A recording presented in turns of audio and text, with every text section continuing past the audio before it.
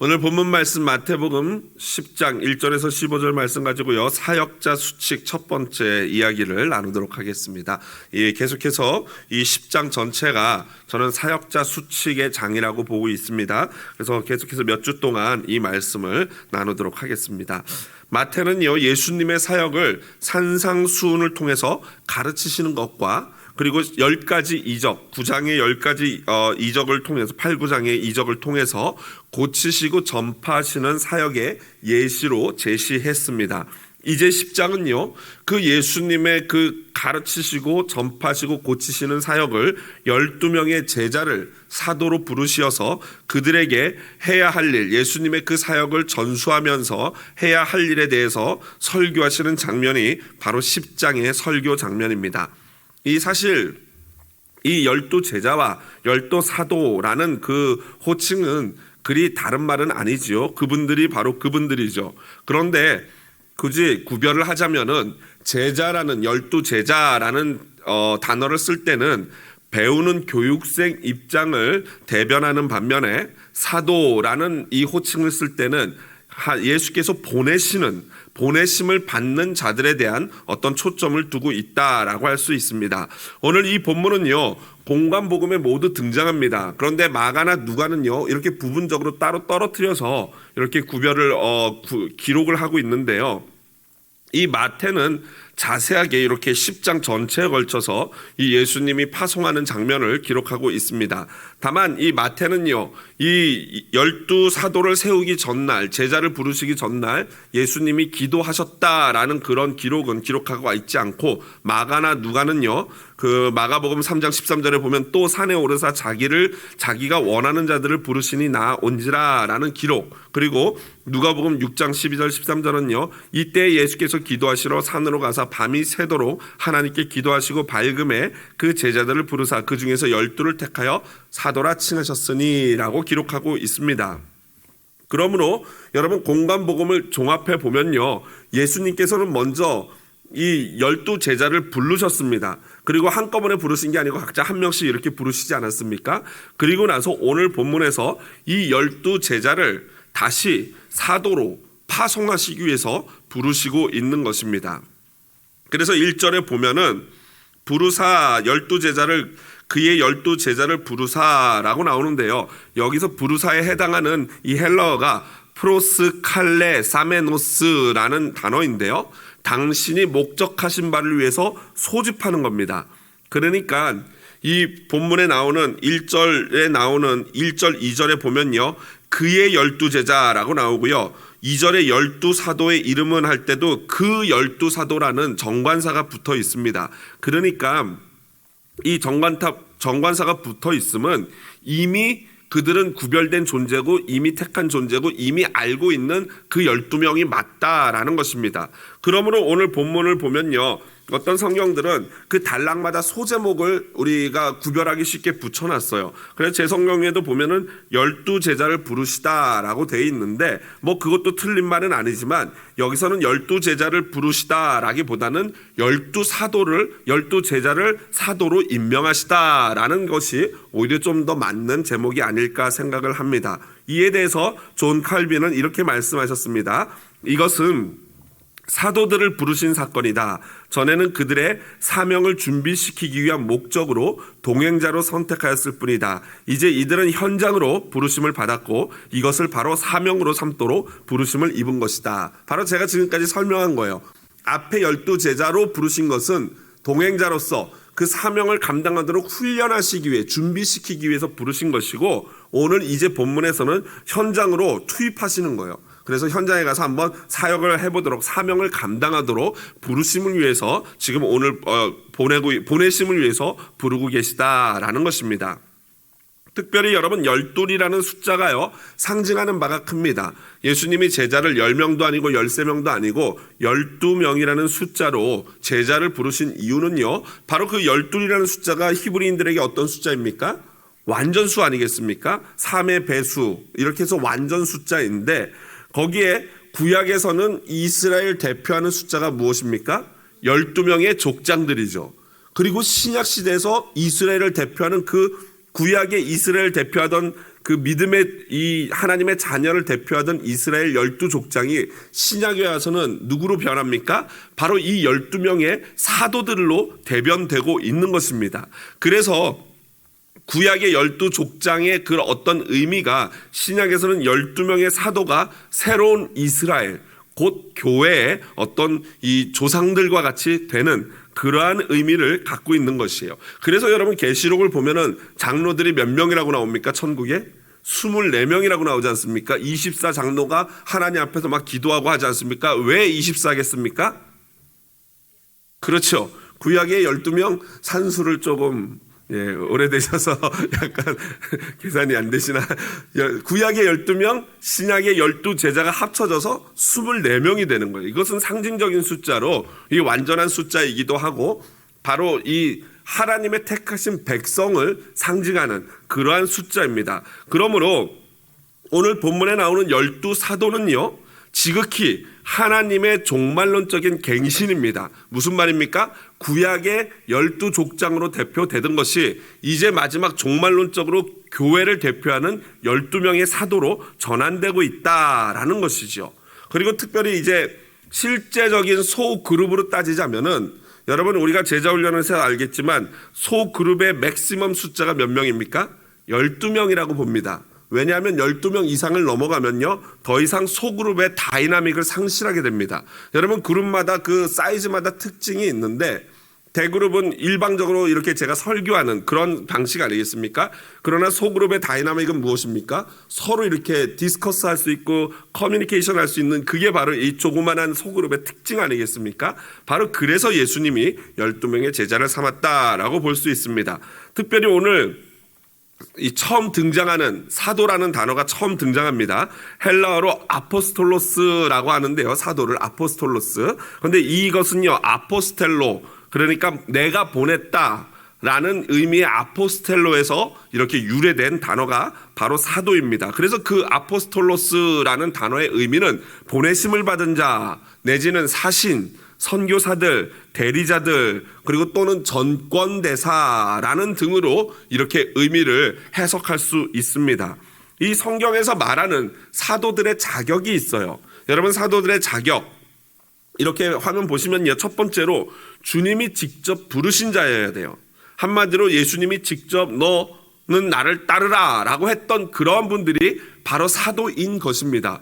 그러니까 지금 오늘날 나는 사도다라고 말하는 사람은 잘 돌봐드려야 되는 그런 분들이에요. 하나님이 부르시긴 했지만 하나님이 안 부르면 우리가 올 수는 없지만 인간 몸을 입으셨던 예수님이 직접 부른 자는 아니기 때문에 지금 나는 사도다 하는 분은 굉장히 좀 이렇게 멀리 하시면 됩니다. 위험한 분이에요. 두 번째로 주님에게서 직접 복음을 배운 자예요. 그러니까 부르심을 받았고 예수님과 동거동락하면서 3년 동안 훈련을 받은 그러한 자가 바로 사도의 자격 조건이다라는 것입니다. 세 번째로 부활하신 예수님을 직접 본 자예요. 그래서 이 부활하신 후에 예수님을 직접 만나보지 않은 자는 결코 사도라고 할 수 없습니다. 그런 점에서 이 가룟 유다는 사도에서 제외가 됐겠죠. 그 다음 네 번째로 그리스도 예수와 같은 권능을 행할 수 있는 자다. 하나님의 은혜로 말미암아 이 많은 예수님의 제자들 사도들이 사도행전에 보면은 심지어 죽은 자도 살려내지 않습니까? 베드로 사도 같은 경우에 바울 사도 같은 경우에는요. 그래서 바로 이러한 자가 사도다. 특체가 있죠. 누굽니까? 사도 중에 바울 선생님이죠. 바울 선생님은 특체예요. 그래서 실제로 예수님과 육신을 입은 예수님과 만난 적은 없지만 어떻게 됩니까? 다메섹 도상에서 실제로 예수님을 직접 보게 되죠. 그렇게 예수님이 직접 이방인의 사도로 임명했기 때문에 계속 사도 바울이다라고 해요. 사도 바울 서신마다 나 사도 바울은 주의 종된 사도 바울은 왜 맨날 사도 이럴까요? 왜 그렇겠습니까? 자랑하려고 그럽니까? 그렇죠. 사람들이 이걸 인정을 안 해요. 왜냐하면 예수님이 직접 이렇게 진짜 불러서 제자 삼지 않았었기 때문에 네가 무슨 사도냐 이러면서 사람들이 따지니까 난 사도 맞다 하면서 맨날 사도 바울 이래서 저도 맨날 사도 바울이라고 써드리는데요. 여하튼 그분 사도 맞습니다. 예수님이 인정한 사도가 맞습니다. 그러므로 여러분 현재는요 이제는 더 이상 사도는 없습니다. 다만 중요한 것은 그 사도들의 그 사명 즉 예수님이 지금 이 8장과 9장에서 보여주신 더 나가서는 산상수훈에서 가르치시고 8장과 9장에서 10가지 이적을 통해서 고치시고 전파하시는 보여주신 사역의 이 사명이 지금 누구에게로 넘어가고 있습니까? 사도들에게로 넘어가고 있어요. 그리고 나서 그 사도들에게 넘어간 사명이 초대교회는 속사다라고 하는 초대 교부들에게, 그래서 교부신학이라는 게 나옵니다. 1세기, 2세기, 3세기, 4세기까지 가는 교부신학들이 나오고요. 그리고 이어져서 그 다음에 이제 교회로 그 사역이 넘어가는 거예요. 그러므로 사도는 더 이상 없지만 사도적 사명은 지금까지도 누구에게 이어지고 있습니까? 그렇습니다. 바로 교회와 예수 그리스도의 이름으로 세워진 교회와 그 교회를 구성하고 있는 각 성도들에게 사도적 사명이 이어지고 있는 것입니다. 결국 예수님이 하신 사역을 교회가 해야 되는 것이고, 교회가 해야 되는 사역을 곧 누가 해야 되는 것입니까? 바로 내가 해야 되는 것입니다. 그래서 그 사도들의 사명은 오늘도 교회, 그래서 교회를 사도적 교회다라고 말할 수 있는 것입니다. 그러므로 이 땅에 존재하는 모든 교회는요, 본질적으로 사도적입니다. 한마디로 사도들에게 주신 그 사명을 교회는 감당해야 되는 것이고, 그러다 보니 당연히 교회를 구성하는 성도들 역시 사도적 사명을 가지고 있는 것입니다. 그러므로 오늘 본문에 이 예수님이 12사도에게 하신 설교 말씀은 누구에게 하신 말씀입니까? 그렇죠. 나에게, 너에게 이러시면 안 됩니다. 나에게 주시는 말씀인 줄로 믿습니다. 자, 그렇다면 제자로서 이 시대에 사도적 사명을 가진 우리는 과연 어떻게 사역을 해야 될 것인가? 오늘 이 본문은요, 우리 사역자들은 굉장히 아주 심도 깊게 들어야 됩니다. 우리 전도사님들은 피곤하시겠지만 정신을 바짝 차리시고 오늘 말씀을 집중해서 들으십시오. 그리고 그러면 우리 성도님들은 나는 좀 여유 가져도 될까? 맞습니까? 아닙니다. 똑같습니다. 주님 안에서는 모두 다 하나님의 사역자로 부름받은 줄로 믿습니다. 같은 사도적 사명을 가지고 있다고 제가 말씀드리고 있어요. 다만 정도에서 우리 이 진짜로 목회자들은 진짜로 이것을 업으로 삼기 때문에 더 집중해서 들어야 한다라는 것입니다. 자, 그렇다면은 예수 그리스도께서 오늘 사역자들에게 주시는 수칙, 지침, 그 첫 번째가 무엇인가? 먼저 예수께서는요, 제자들을 사도로 세우시고 그들을 현장에 보내시기 전에 무엇을 주십니까? 권능을 주십니다. 여러분, 이게 첫 번째예요. 사역자가 뭐가 있어야 됩니까? 아멘. 사역자는요, 권능이 없으면 끝이에요. 사역자는 권능이 없으면 사역을 하면 안 됩니다. 그러니까 권능이 없으면 어떻게 해서 무슨 수를 써서라도 하나님께 권능을 받아야 됩니다. 여기서 나오는 권능이라는 것은 엑수시안이라는 헬라어인데 권세와 능력이에요. 권세는 기본적으로 지위적으로 주어지는 힘이고요. 그것을 제대로 사용할 수 있는 게 바로 능력 아닙니까? 그러므로 권위와 통치권을 또 다른 말로 바꾸면 권위와 통치권이에요. 하나님이 세워주신 권위가 있고 그 권위를 실제로 발휘할 수 있는 능력이 있어야 한다라는 것입니다. 그래서 오늘 본문에 나오는 이 엑수시안이라는 단어는 정복자로서의 능력을 말하는 거예요. 한마디로 예수 그리스도께서 이 땅에 정복자로 오셔가지고 사탄의 권세를 물리치시고 이 땅을 왕으로 정복하신 줄로 믿습니다.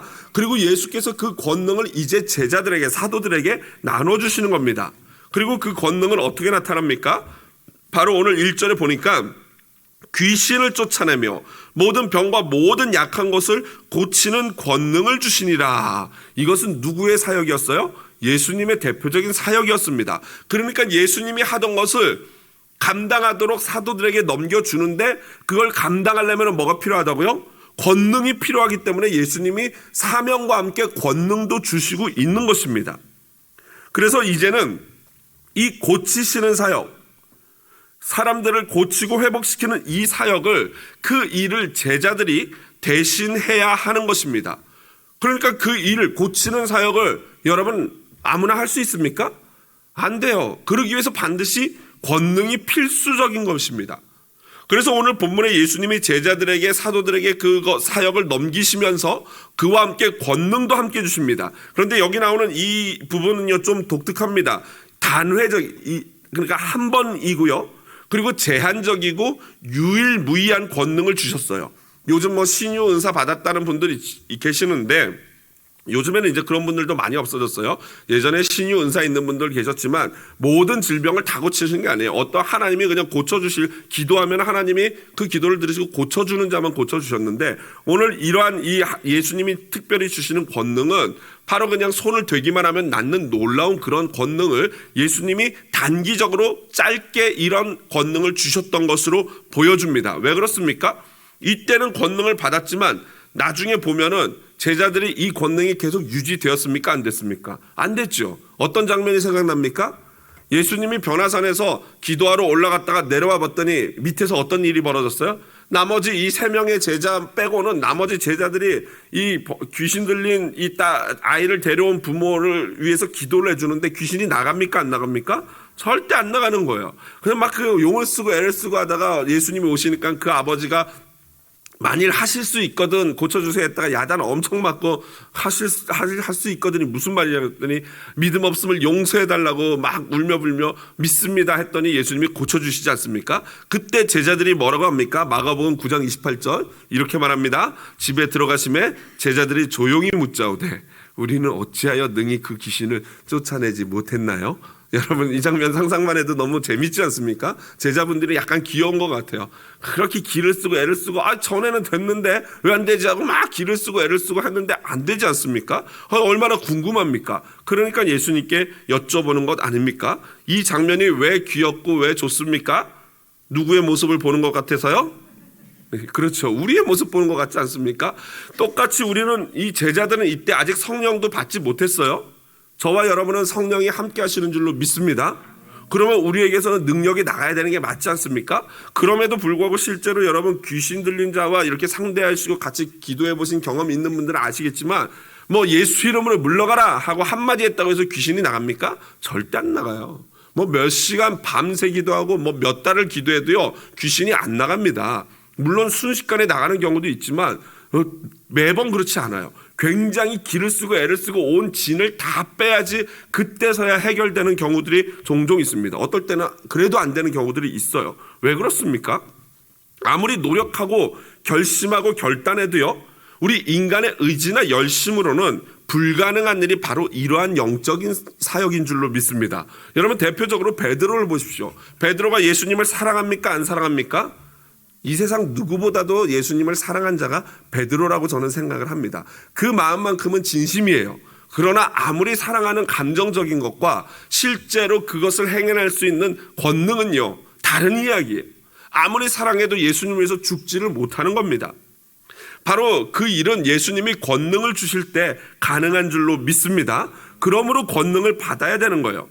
그러니까 아직 성령 강림이 있기 전이니까 예수님이 일시적으로 제 개인적인 생각으로 이 부분은 제 개인적인 해석입니다.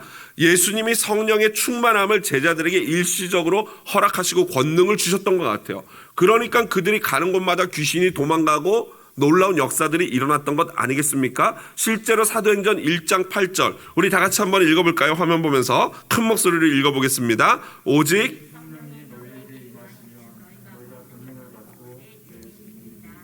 아멘. 오직 언제 이런 일이 벌어진다고요? 성령이 너희에게 임하시면 우리가 권능을 받게 되는 줄로 믿습니다. 여러분 성령을 받기 전과 이후에 변화된 제자의 모습들 우리는 충분히 보고 있지 않습니까? 그렇다면 아까 말씀드렸지만 우리는 이미 성령을 받은 자예요? 받지 않은 자예요? 받은 자입니다. 그렇다면 제자들이 그렇게 못한 거는 너무나도 이해가 되는데 우리는 도대체 왜 그러냐고요? 왜 우리는? 그렇다면 우리에게는 왜 이런 권능이 잘 나타나지 않습니까? 귀신을 내어쫓지 못한 제자들의 힘을 빌려서 우리가 해답을 찾아보도록 하겠습니다. 귀신 쫓아내지 못했던 제자들이 아까 수줍어하며 예수님께 우리는 왜 안 됐을까요? 여쭤봤어요. 그랬더니 예수님이 뭐라고 대답하십니까? 마가복음 9장 29절 다 같이 한번 읽어보겠습니다. 이르시되 기도 외에 다른 것으로는 이런 종류가 나갈 수 없느니라 하시니라. 아멘. 제 개인적인 이 시나리오를 짜본다면 이거예요. 성경을 바탕으로 예수님이 권능을 주셨어요. 일시적으로 성령의 능력을 주셨어요. 그래서 귀신들을 내어쫓고 병자들을 고치다 보니까 제자들은 그게 마치 누구의 능력이라고 생각했을까요? 내게서 뭔가가 나간다라고 착각했겠죠. 그러니까 기도를 합니까 안 합니까? 복음서에서 제자들이 기도했다는 기록은 거의 보지를 못했어요. 늘 장면이 나타나면 기도하는 예수님과 조는 제자들, 이게 대비돼서 나타났거든요. 그러니까 그게 여기 정확히 나타나는 거예요. 만약에 예수님이 그 권능을 주셨을 때 제자들이 그때부터 계속해서 똑같은 시간과 똑같은 어떤 무게로 기도 생활을 했다면 그들에게 그 성령의 충만함이 어떻게 되겠습니까? 당연히 활활활 타오르겠죠. 그런데 그러지 않았던 것으로 보여집니다. 그렇습니다, 여러분. 우리가 그렇게 하지 못하는 이유 무엇이겠습니까? 성령 충만이 없기 때문인 줄로 믿습니다. 그러므로 여러분 성령 충만해야 될 줄로 믿습니다. 아멘이시죠? 여러분 성령 충만한 방법은 무엇입니까? 기도 외에는 없어요. 말씀과 기도 외에는 성령 충만을 받을 수가 없습니다. 사도행전 1장 14절에 보면은 예수님이 승천하신 후에 제자들이 무엇했습니까? 마가 다락방에 모여서 전혀 뭐했어요? 전혀 기도에 힘썼더라. 전혀 기도에 힘썼더라. 오늘날 우리 개역개정 성경으로는 오로지 기도에 힘썼더라. 물론 이것이 뭐 사회생활도 하나도 안 하고 화장실도 안 가고 밥도 안 먹고 기도만 했다는 얘기는 아닐 것입니다. 분명히 뭐 사회생활도 하고 돈도 벌고 뭐 먹을 것도 먹고 했지만 그 외에 나머지 시간에 집중하여서 뭘 했다는 거예요? 기도했다는 거예요. 기도했다는 거예요. 마가다락방에 모여서 120명의 성도가 함께 찬양하고 기도했을 때 놀라운 성령 강림의 역사가 일어난 줄로 믿습니다. 여러분 얼마나 우리가 개인 영성 훈련을 하고 있습니까? 이거 심각한 도전입니다. 여러분 오늘날 이 시대에 우리 성도들에게 이미 성령이 임한 성도들에게 다이아몬드 같은 성령이 우리 안에 있음에도 불구하고 그 다이아몬드가 찬란한 빛을 나타내지 못하는 이유는 우리가 기도하지 않고 말씀 보지 않음으로 말미암아 찬란한 다이아몬드에 때가 꼈어요. 그 때를 벗겨내지 않으면은 절대로 다이아몬드의 찬란한 빛이 밖으로 드러날 수가 없는 것입니다. 기도와 말씀 없이는 도저히 성령의 능력이 우리 안에서 나타날 수가 없는 것이죠. 예수께 권능을 받아야 하지만 우리는 사역을 감당할 수 있습니다. 그리고 이미 권능을 받았다면은 그렇다면 성령이 충만할 때 그 역사가 일어나는 것입니다. 그리고 오직 성령의 충만은 우리가 무릎 꿇고 기도할 때 하나님의 역사가 우리 삶 가운데 일어나는 것입니다. 왜 맨날 성령이 있는 성도가 세상 가운데 패하고 넘어지고 비실비실한지 여러분 우리 다시 한번 깨닫는 시간이 아니겠습니까? 오직 예수님과 연결되지 않으면 예수님과 커넥터 되지 않으면 결코 절대 권능은 나타나지 않습니다. 기도로 예수와 연결되시기를 주님의 이름으로 축복을 드립니다. 두 번째 사역자에 대한 수칙, 지침은요, 사역의 우선순위를 바로 세우는 것입니다. 여러분 12제자에 대한 일일이 살펴보는 것은 스킵하고 나중에 살펴보겠습니다. 12제자는 이 띠을 잡아가지고 아예 전체적으로 몇 줄을 살펴봐야 될 그런 내용이죠. 여러분 바쁜 현대 사회에서 우리는 종종 이것을 하다 보면 저것도 해야 되는데 그리고 또 저것을 하다 보면 이것도 해야 되는데 하고 마음이 쓰일 때가 많이 있습니다. 사역도 마찬가지죠. 이 사역을 하자니 저 사역도 해야 될 것 같고 저 사역을 하자니 이 사역도 또 자꾸 뒤로 밀려지고 그러다 보니 자꾸만 어떤 걸 해야 될지 모르고 오락가락하는 경우들이 생깁니다. 여러분 먼저 우리가 인정해야 될 것은요, 인간인 우리가 동시에 모든 것을 한꺼번에 다 잘할 수 있습니까 없습니까? 절대 불가능합니다. 없습니다. 그러니까 우리는 먼저 페이퍼에다가 우리가 해야 될 일을 쭉 써놓은 다음에 그 중에서 가장 중요하고도 급한 일을 먼저 해야 됩니다. 그리고 중요한 일을 해야 되고 그 다음 급한 일을 해야 됩니다. 사실 우리는 대부분 어떻게 처리합니까? 급한 것부터 해치우기 바쁩니다.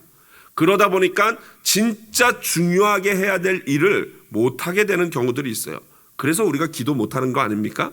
기도를 왜 못합니까? 진짜 제일 중요한데 급하다 급해. 잠이 급하고 일하는 게 급하고 노는 게 급하고 TV 보는 게 급하다 보니까 진짜 정작 중요한 기도할 시간이 없는 것입니다. 여러분 어떤 분들은 기도할 시간이 없다라고 얘기하는 용감한 분들이 계세요. 여러분, 기도할 시간이 진짜 없나요? 그렇지 않습니다. 거짓말이죠, 그건. 기도할 시간이 없는 사람은 없습니다. 없으면은 예수님처럼 하시면 됩니다. 새벽에 일어나 예수님이 하나님과 교제했던 것처럼 기도하시면 되는 것입니다. 여러분, 그러므로 여러분, 우리의 사역을 잘 정리해야 됩니다. 어떤 거를 가장 먼저 우선적으로 해야 될지. 그 첫 번째로 예수님은 전파하는 사역에 대해서 지침을 주십니다. 오늘 성경에 보니까 가면서 전파하여 말하되 라고 7절에 나옵니다. 이 세 동사가 모두 다 계속적으로 반복하는 의미를 갖고 있습니다. 끊임없이 계속적으로 전파를 해야 된다라는 것이죠. 그런데 무엇을 전파합니까? 끊임없이 계속적으로 천국이 가까워 왔다라는 이 복음을 전파해야 됩니다. 여러분, 이것은요, 세례 요한의 외침이었고 예수님이 외치신 복음이었습니다. 이미 통치자여 정복자로서 오신 구세주, 심판자로서 오신 예수가 오셨습니다. 그러므로 뭐 하라는 거예요? 천국에 예수가 오셨으니까 얼른 회개하고 정신 차리고 구원 받으라 라는 것입니다. 그런데 이 캐리그마, 교훈이죠. 이 캐리그마를 전하는데 우선순위가 있어요. 이 가장 먼저 전해야 될 것은 이 복음인데 그 복음을 전하는데도 또 우선순위가 있습니다. 5절과 6절 한번 같이 볼까요? 같이 한번 큰 목소리로 읽어보겠습니다. 5절 6절. 예수께서 이 12를 내보내시며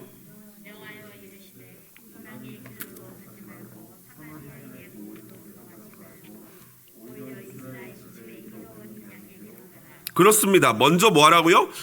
사마리아도 가지 말고 이방인으로도 가지 말고 오직 예루살렘 이스라엘의 잃어버린 양들을 찾아가라. 무슨 말입니까? 이 구절 잘못 이해하면요, 예수님이 국수주의자, 민족주의자, 아주 비좁은 그런 사람으로 비춰질 수 있어요. 실제로 예수님이 그렇게 비춰지는 이 성경의 기록들이 꽤 있죠. 그러나 여러분, 우리가 마태복음을 살펴와 봤지만 예수님이 이방인이라고 은혜를 안 베푸신 적이 있습니까? 없습니다. 이 이방인 백부장이라든가 이런 자들을 다 기도를 들어주시고 고쳐주시지 않습니까? 대표적인 예가 성경에 나와 있죠. 우리가 오늘 아직 마태복음에서 못 봤는데 마태복음 15장에 가면 나오는 사건입니다. 두로와 시돈에 있었던 가나안 여인, 유명한 수로보니게 여인이 있지 않습니까? 그 여인이 예수님께로 나와서 내 딸을 고쳐주세요 했더니 예수님이 뭐라 말씀하십니까? 그렇죠. 자녀의 떡을 취하여 개한테 주는 사람이 없다. 무슨 말입니까 이게? 너는 개다 이거예요. 이방 여자였던 수로보니게 여인이 내 딸 고쳐주세요 라고 나왔더니 내가 왜 개 같은 너의 딸을 고쳐주냐? 이렇게 말씀하시는 거예요. 여러분, 목사가 뭐 이런 말 이 정도까지 안 가도 조금 섭섭한 말 하면 어떻게 되겠습니까? 에이 태태태 막 이러면서 이런 인격이 안 되고 어쩌고저쩌고 하면서 아마 교회가 여기밖에 없냐고 막 여러 군데로 교회 옮기실 거예요. 예수님이 그러셨어요. 랍비라는 분이. 그런데 놀라운 게 무엇입니까? 이 그녀의 믿음 아니겠습니까? 예수님이 마태복음 15장 26절에 대답하여 이르시되 자녀의 떡을 취하여 개들에게 던짐이 마땅하지 아니하니라 라고 이렇게 말씀하시면 저 같은 사람도 상처받을 것 같아요. 그럼에도 불구하고 이 여인의 믿음이 대단합니다. 옳습니다. 맞습니다. 나 개 맞아요. 우리 딸도 개고 나도 개 맞는데 개들도 주인의 상에서 떨어지는 떡 부스러기를 먹습니다. 부스러기라도 주세요 라고 하는 거예요. 할렐루야. 여러분, 저는요 이런 장면을 볼 때마다 예수님의 속마음이 궁금합니다. 다 아셨겠죠? 그런데 너는 개다 이렇게 말했을 때 예수님의 마음이 어떨 것 같아요? 막 조마조마하지 않겠습니까? 얘가 여기서 빗나가면 안 되는데 내가 이렇게 시험하고 테스트할 때 야단을 칠 때 교훈을 줄 때 얘가 여기서 살짝 빗나가면 얘는 완전히 지옥 가는 건데 여기서 얘가 정신 차리고 끝까지 나를 붙잡아야 되는데 속으로 응원하시면서도 너는 개다 막 이러면서 말씀하셨을 거 아니겠습니까? 그때 여인이 옳소이다마는 주인의 상에서 떨어지는 부스러기를 개가 먹습니다. 주세요 라고 하니까 뭐라 그럽니까? 네 믿음이 크도다. 네가 구원받았다. 이 여인의 이 얘기를 다 전하라고 하지 않았습니까? 할렐루야. 이렇습니다. 예수님이 이방인에게 관심이 없었던 게 전혀 아닙니다. 다만 예수님이 오늘 본문에서 말씀하시는 건 무엇입니까? 모든 일에는 순서가 있을 수밖에 없어요. 자원적이고 시간적이고 공간적인 한계가 있는 사람들, 우리 같은 인간들, 그리고 이 세상의 이 질서를 존중하는 예수님, 인간의 몸을 입었던 예수님도 이 세상에 존재하는 그 시간적 공간적 제한을 인정하셨어요. 대부분은요. 특별할 때 기적을 베푸시지만 대부분은 그 질서를 인정하시기 때문에 여러분, 그러므로 이 땅에 우리가 있을 때는 먼저 우선순위를 정해서 먼저 해야 될 것들부터 해야 되는 거예요. 그게 뭐냐면은 복음 역시도 먼저 택함 받은 민족인 이스라엘에게 예수 그리스도를 전하고, 그리고 점점 땅끝까지 가는 것, 이것이 옳은 순서고 옳은 방향이다라는 것입니다. 여러분, 선교를 위해서 가장 중요한 게 뭐라고 생각하십니까? 선교할 때 가장 중요한 거, 필요한 게 뭘까요? 언어예요. 언어. 그렇죠? 여러분, 모든 선교사님들이 어느 지역을 선교를 갈 때 가장 먼저 하는 게 언어 훈련을 받습니다. 뭐 완벽하게 언어를 하지 않더라도 기본적으로 뭐 인사는 알아야 되지 않겠습니까? 그러니까 그런 훈련을 받습니다. 그런데 여러분, 가장 효과적으로 그러면 복음을 전할 수 있는, 우리나라 사람에게 가장 효과적으로 복음을 전할 수 있는 사람은 누굴까요? 그렇죠. 미국 사람들에게 가장 효과적으로 복음을 전할 수 있는 사람은 누굴까요? 미국 사람들이에요. 이게 오늘날 새로 대두되는 선교의 전략입니다.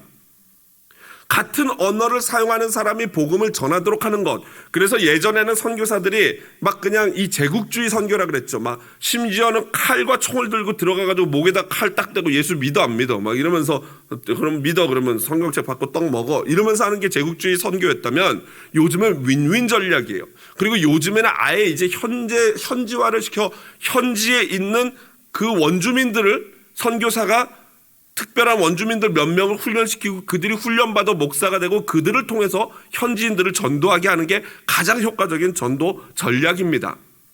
여러분, 그래서 캘리포니아 토렌스 중앙장로교회 담임이셨던, 지금은 이제 고인이 몇 년 전에 돌아가신 걸로 알고 있는데요, 이순환 목사님은 다음과 같이 얘기했습니다. 한번 보실까요? 화면. 외국 선교에 앞서서 교회 근방의 전도 활동에 대하여는 관심이 없는 것이 사실이다. 이것은 엄청난 잘못이다. 전도하지 않는 교회가 선교를 한다는 사실 자체가 모순이다. 먼저 전도하고 다음에 선교하는 게 올바른 순서다. 여러분, 사실 선교와 전도는요 같은 얘기예요. 다른 의미가 아닙니다. 다만 표현을 가까운 데 있는 사람들이 갈 때 전도라고 표현하고, 멀리 외국에 나갈 때를 선교라고 우리가 사용했기 때문에 그렇지만 사실은 같은 단어예요. 같은 단어. 그러므로 전도함에 있어서 순서는 가까운 곳에서부터, 같은 언어를 사용하는 곳에서부터 먼 곳으로 해요. 저는 여기다 더 나가서 전도하지 않는 것이 아니라 더 나아가 우리 가정이야말로 가장 효과적인 선교지인 줄로 믿습니다. 안 그렇습니까? 여러분, 매일 만나고 매일 같은 언어 사용하고 같이 밥 먹는 사람을 여러분 우리가 선교해야 할 줄로 믿습니다. 5절 6절 한번 여러분 보십시오. 다시 한번 읽어보십시오. 예수님이 하신 말씀, 빨간색 부분으로 된 말씀만 읽어보겠습니다. 이방인의 길로도 가지 말고 사마리아인의 고을에도 들어가지 말고 오히려 이스라엘 집에 잃어버린 양에게로 가라. 아멘이십니까? 아멘입니다.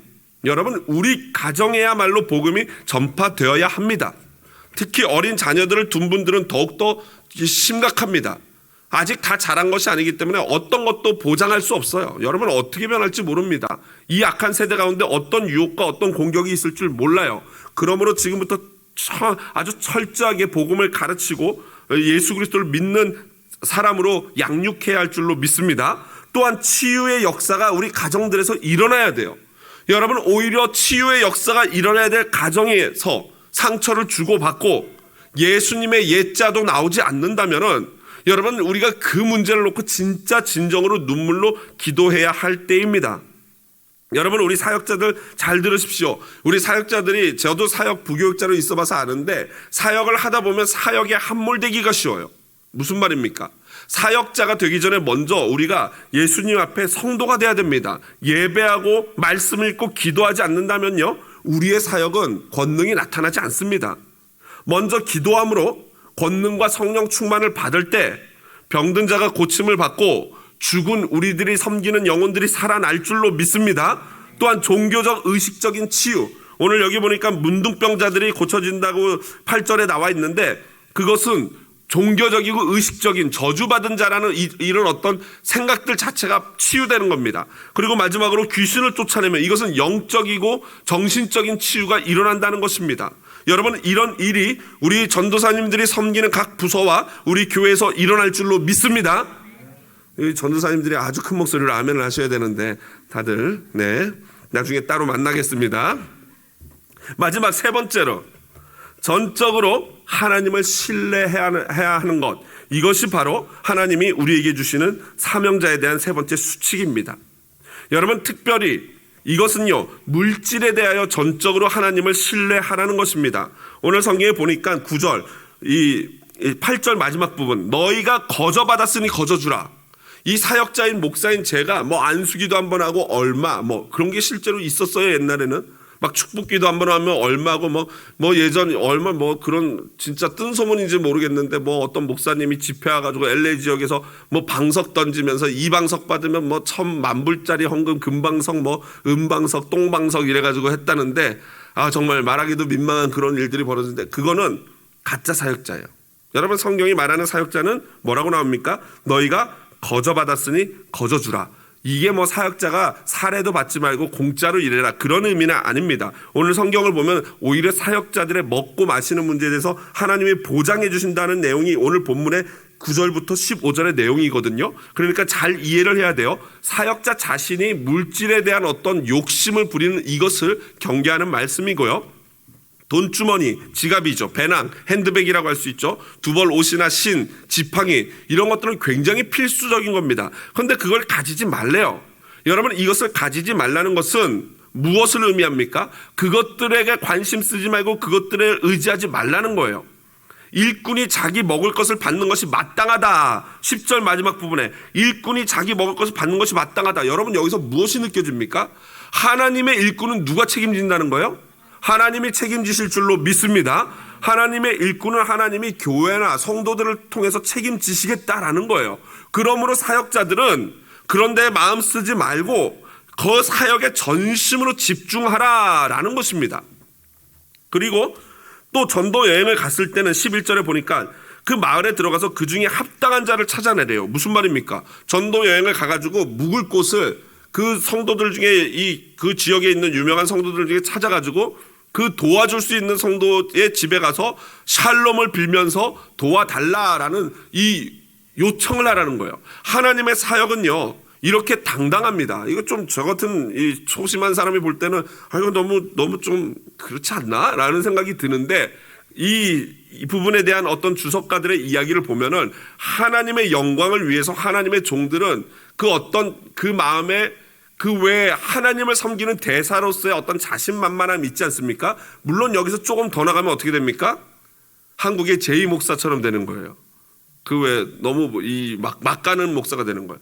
그러나 여기서 이렇게 안 되면은 이쪽으로 가면은 하나님의 영광을 가리는 목사가 되는 거예요. 그래서 이 중심에 서가지고 하나님의 영광을 입고 그러나 교만하지 않으며 당당하게 하나님의 영광을 위해서 내 모든 것을 할 수 있는 이것을 지금 오늘 본문이 요구하고 있다. 예수님이 우리에게 요청하고 계시다라는 거예요. 그래서 이러한 합당한 자를 찾아내어서 사역을 감당했던 아주 아름다운 대표적인 예가 사도행전 16장에 나오지 않습니까? 누구 이야기입니까? 루디아라는 여인의 이야기죠. 사도 바울이 빌립보 지역에 전도 여행을 가서 이 어디서 이렇게 이제 기도할까 하고 기도처가 있나 하고 강가에 나와서 만난 여인이 바로 루디아라는 부자 여인 아닙니까? 그 당시에 어떤 패션 쪽에서 일을 하는 그 자주 옷감 장사라고 예전에 표현되어 있는 얘기인데 그건 뭐냐면요, 옷감을 이렇게 염색해서 파는 그 중에서 자주색이라는 것은 꽤 높은 고위 관리들, 왕족들 이런 분들과 거래하는 그런 여인이었기 때문에 굉장히 부유한 집안이었어요. 그 여인을 만나서 원래 유대교였는데 그 예수 그리스도를 전함으로 그녀가 개종을 하게 되고 그녀가 강권적으로 사도 바울을 붙잡고 사도 바울 선생님 제발 우리 집을 선교 전초기지로 사용해 달라고, 제발 나와 이 상관이 있으면 제발 우리 집에 와서 묵으시라고 부탁을 해가지고 그녀의 집이 선교 전초기지가 되죠. 그런데 거기서 어떤 역사가 벌어집니까? 그 루디아의 집이 바로 빌립보 지역의 첫 번째 교회가 되고요. 그 첫 번째 교회가 어떤 교회입니까? 유럽의 첫 번째 교회가 됩니다. 그래서 그 교회를 통해서 전 유럽이 기독교화되는 역사가 일어난 줄로 믿습니다. 이게 바로 하나님의 일하시는 방법이에요. 그러면서 예수님이 말씀하십니다. 그 집을 찾아서 들어갈 때 샬롬으로 축복하라는 거예요. 만약에 샬롬에 합당하면은 그 축복이 그 가정에 임할 것이고 루디아처럼 사도 바울이 샬롬을 축복해 주니까 그 사도 바울을 섬기던 그 루디아가 얼마나 은혜를 받습니까? 전 세계 최초 유럽 교회를 개척하는 그러한 여인이 되지 않습니까? 그러나 반대로 그렇게 환대하지 않을 경우에는 막 그냥 치사하게 제발 재워주세요 이러지 말고 그냥 발에 묻은 먼지를 툭툭 털어버리라는 거예요. 상관없다는 거예요. 무슨 말입니까? 15절에 보니까 내가 진실로 너에게 이르노니 심판날에 소돔과 고모라 땅이 그 성보다 견디기 쉬우리라. 종말론적인 교훈이에요. 이 지금 사역에 대한 교훈 자체가 그 현장에 예수님의 때에 정확히 맞는 교훈이지만 동시에 또한 오늘날 살아가는 우리와도 동일하게 연결되어지는 종말론적인 마지막 시대에 해당하는 교훈입니다.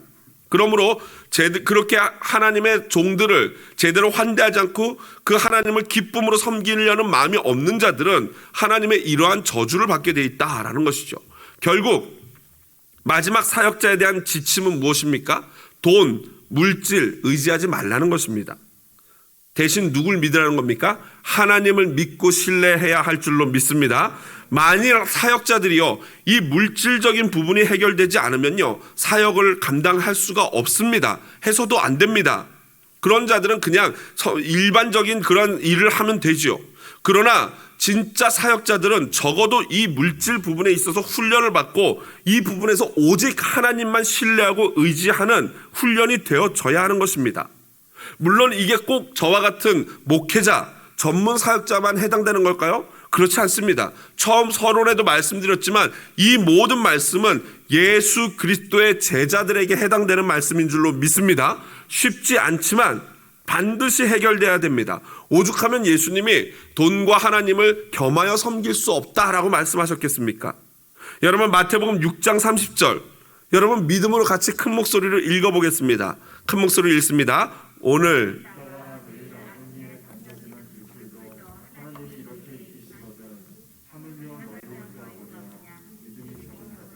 여러분 느껴지지 않습니까? 예수님의 안타까움이 느껴지지 않습니까? 이미 우리가 살펴봤던 본문이지만 오늘 있다가 내일 아궁이에 던져지는 그 아무 의미 없는 들풀도 하나님이 이렇게 입히시고 하늘의 작은 새도 먹이시는데 하물며 너희 사역자들일까 보냐, 하물며 나의 자녀인 너희들일까 보냐, 왜 그렇게 믿음이 없냐? 아빠가 옆에 있는데 내가 너를 먹여 살리는데 왜 그러느냐? 라고 말씀하시는 거예요. 여러분 예수님의 이 사랑 어린 교훈을 받으시기를 주님의 이름으로 부탁을 드립니다. 하나님은 교회를 통해서 모든 사역자들의 생활을 책임지십니다. 그리고 또한 모든 성도들의 삶도 주님께서 책임지는 줄로 믿습니다. 그렇게 축복받은 사역자들의 축복의 기도로 말미암아 성도들의 삶도 역시 놀라운 풍성한 축복을 누리게 될 줄로 믿습니다. 저는 요즘 새벽마다 기도하는 게 우리 성도님들 한 분 한 분을 생각하면서 엄청난 축복의 기도를 하고 있습니다. 여러분 그렇게 될 줄로 믿습니다. 말씀을 마무리합니다. 사도적 교회요, 성도인 예수님의 제자들이요, 사역의 지침을 수칙을 명심하기를 부탁을 드립니다. 첫 번째로 예수 그리스도께 권능을 받아야 됩니다. 필수적입니다. 꼭입니다. 두 번째로 반드시 사역의 우선순위를 세워야 하십니다. 선교 같은 경우에는 예루살렘에서 땅끝까지입니다. 땅끝까지 가는 허세를 부릴 게 아니라 지금 이 자리에 내가 속한 여기에서 충성을 다하는 것입니다. 마지막 세 번째로 전적으로 하나님을 여러분 신뢰하십시오. 특히 물질적인 부분 하나님께서 먹이고 입히실 줄로 믿습니다. 이 모든 세 가지 수칙을 제대로 지킬 수 있는 유일한 방법이 무엇입니까? 바로 성령 충만이에요. 그리고 성령 충만 받을 수 있는 유일한 방법은 무엇이라고요? 기도밖에 없는 줄로 믿습니다. 오늘 저녁 이러한 문제를 놓고 진심으로 전심으로 주님께 기도하는 저와 여러분 되시기를 주님의 이름으로 축복드립니다.